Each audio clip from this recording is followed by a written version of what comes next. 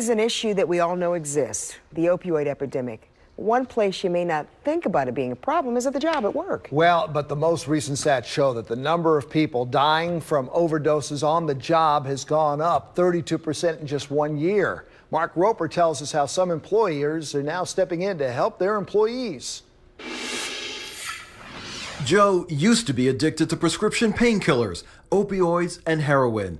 The disease drove him to constantly crave the high, even on the job. I used to come to work under the influence of drugs every day. And obviously, in the world that I worked in, construction, it's obviously an unsafe mix. With opioid abuse at an all-time high, it's now becoming an on-the-job issue.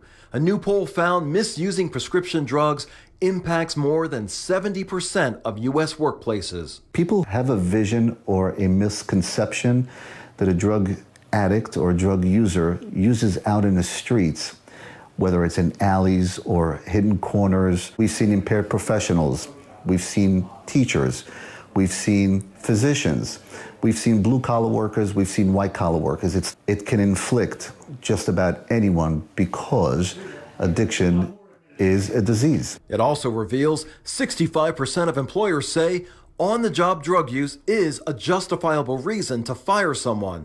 But we found some companies aren't showing these workers the door.